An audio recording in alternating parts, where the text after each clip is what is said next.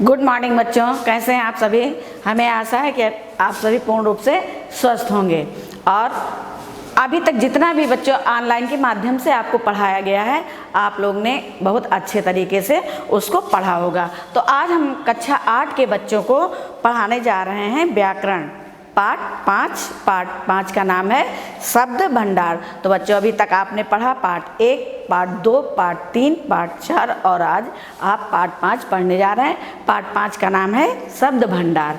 तो बच्चों शब्द भंडार, शब्द का मतलब होता है जैसे कि शब्द आप जानते हैं कि एक एक वर्णों को जोड़ करके एक शब्द बनता है। तो पहले तो जान लीजिए कि शब्द कैसे बनता है, शब्द क्या है। जब 2 या 2 से अधिक वर्णों के मिलान से कोई सार्थक अर्थ निकलता है तो ऐसे वर्णों के मेल को जो है क्या कहते हैं, शब्द कहते हैं। जैसे 2 या 2 से अधिक वर्णों, जैसे यहाँ पे एक वर्ण लिखा है का और उसको हमने माँ में जोड़ दिया और फिर यहाँ लिख दिया ला, तो बच्चों क्या हो गया, कमल। क्या हो गया, ये एक शब्द बन गया कमल। यानी क्या कहा गया कि जब 2 या 2 से अधिक वर्णों के 2 हों या 2 से, जैसे यहाँ पे हम लिख देते हैं कमल, ये कमल हो गया और ये हो गया नयन। यहाँ पे एक एक वर्णों को हमने जोड़ा तो कमल हो गया और यहाँ पे हम 3 यानी 3 वर्णों को एक शब्द बनाए हैं और फिर दूसरे शब्द से उसको जोड़ते हैं तो यहाँ हो जाता है एक पूरा शब्द कमल नयन, कमल नयन। तो इस प्रकार बच्चों शब्द बनते हैं। जैसे हमने बोला, हमने जो है लिखा कम और धन ल, तो क्या हो जाएगा, ऐसे भी जैसे अलग अलग हमने वर्णों को जोड़ा तो भी कमल हो गया और अगर हमने कम में ला जोड़ दिया तो भी हो गया कमल। तो इस प्रकार आपने देखा कि एक एक वर्णों को जोड़ने से क्या बनता है, शब्द बनता है। फिर एक एक शब्दों को जोड़ने से बच्चों क्या बनता है, एक वाक्य। लेकिन शब्द बच्चों ऐसे जुड़ने चाहिए जिनका कोई अर्थ निकले। जैसे यहाँ पे कमल जोड़ लिखा है, अगर हम इस कमल तो लिख दिया, कमल एक अच्छा शब्द हो गया, इसका कोई अर्थ निकलता है। यहाँ पे कमल और नयन जोड़ा तो कमल नयन 2 शब्दों को हमने आपस में जोड़ा तो हो गया कमल नयन। ये इसका एक सार्थक अर्थ है। अगर इसी शब्द को, इन्हीं वर्णों को बच्चों हम गलत तरीके से जोड़ते हैं, जैसे हमने लिख दिया मलक, तो क्या हो गया, मलक। क्या हो गया, जैसे हमने ये मलक हमने शब्द लिख दिया, इसको लिखा हमने मा ल और क।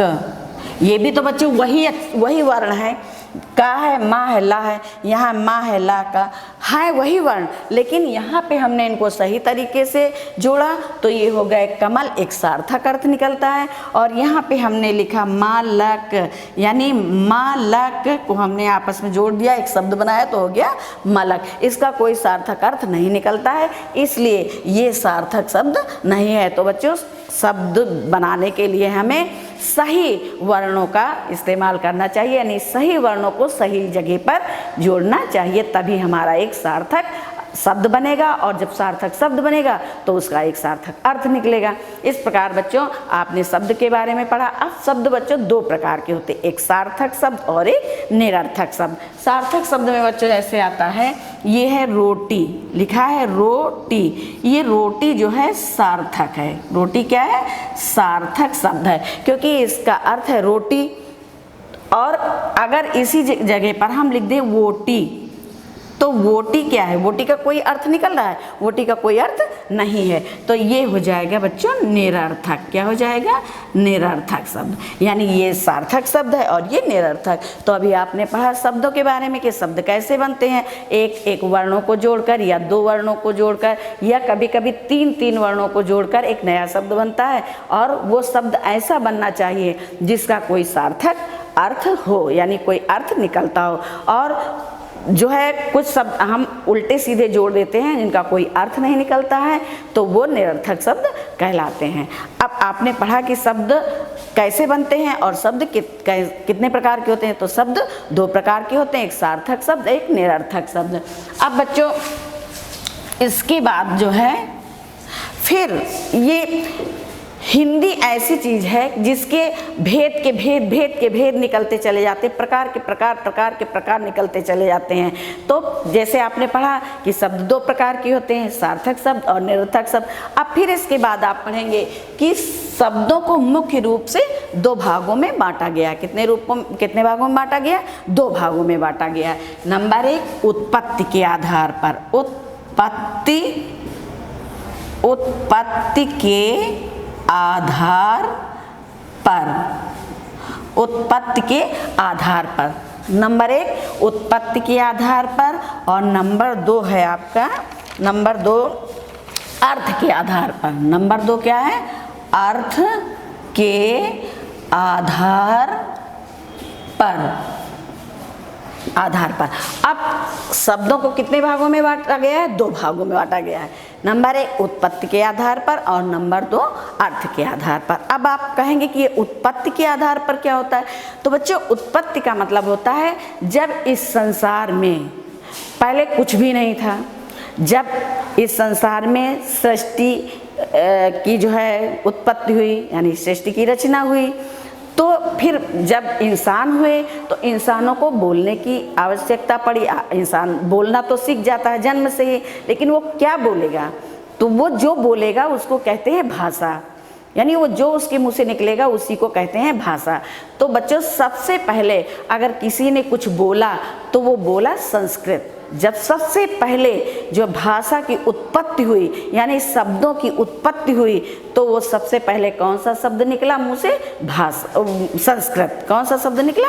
संस्कृत। तो उत्पत्ति, जब शब्दों की उत्पत्ति हुई यानी शब्दों का जन्म हुआ, तो वो कहाँ से हुआ? संस्कृत से। कहाँ से हुआ?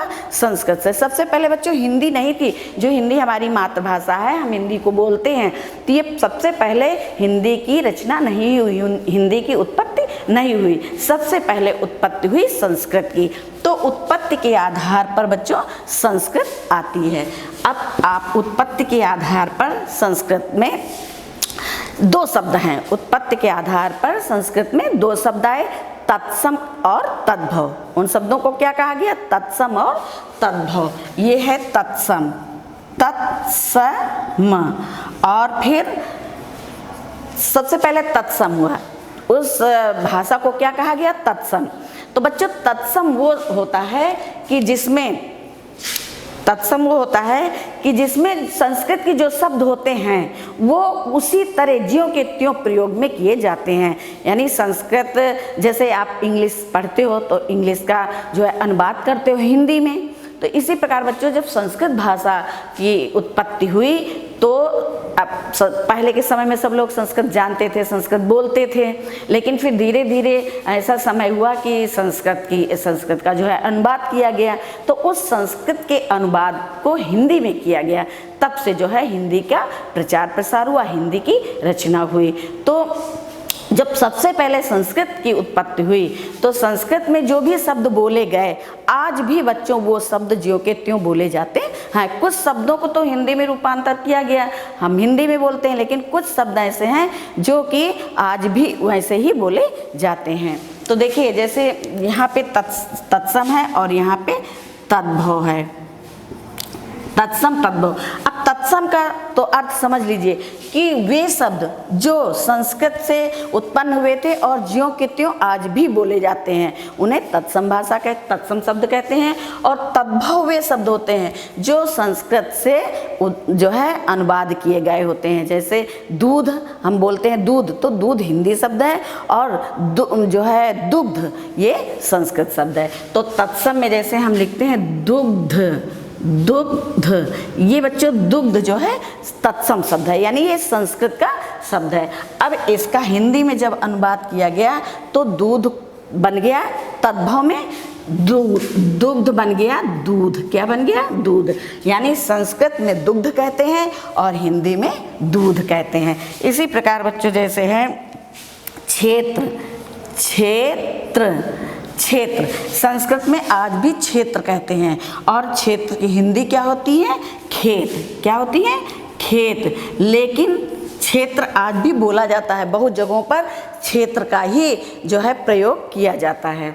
और जैसे है यहाँ पे दधि, श्वेत, दधि, दधि, दधि है बच्चों। बहुत जगह पर अभी भी दधि का प्रयोग किया जाता है। जैसे संस्कृत का कोई भी पाठ होता है तो संस्कृत में जो है दधि बोलते हैं, लेकिन दधि को हिंदी में क्या कहते हैं?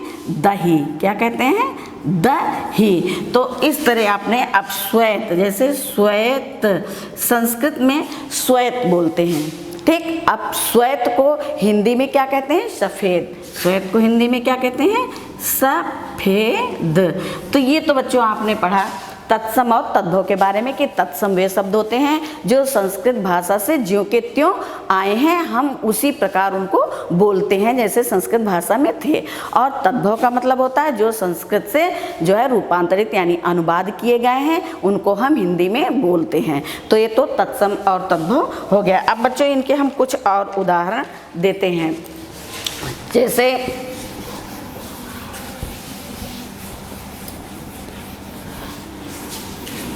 हाँ, जैसे हम और उदाहरण देते हैं तद्भव तत्सम के। जैसे यहाँ पे तत्सम, तत्सम है और फिर यहाँ पे है तद्भव। तो तत्सम और तद्भव के हम और उदाहरण दे रहे हैं। जैसे इसमें तत्सम में बोलते हैं सप्त और तद्भव में बोलते हैं सात, सात बोलते हैं। इसके बाद जैसे तत्सम में सर्प बोलते हैं, सर्प, और तद्भव में बोलते हैं सांप, सांप बोलते हैं। और फिर इसी प्रकार है क्षण, संस्कृत में क्षण, संस्कृत में क्षण बोलते हैं, लेकिन हम अपने दैनिक बोलचाल में भी हम क्षण का प्रयोग करते हैं। हम क्षण क्षण ये काम नहीं करेंगे, ये काम तो क्षण क्षण होता है, ठीक। तो कुछ शब्द हम संस्कृत के भी दिन भर में बोलते हैं और उनको हम हिंदी में भी जान जाते कि क्षण का मतलब क्या होता है? छीन होता है। क्षण का मतलब क्या होता है? छीन। और फिर इसी प्रकार है मुक्ता, जिसे बोलते हैं मुक्ता। तो बच्चों मुक्ता जो है संस्कृत शब्द होता है और मोती जो है वो हिंदी का शब्द होता है। इसी प्रकार जैसे धूम्र है, धूम्र।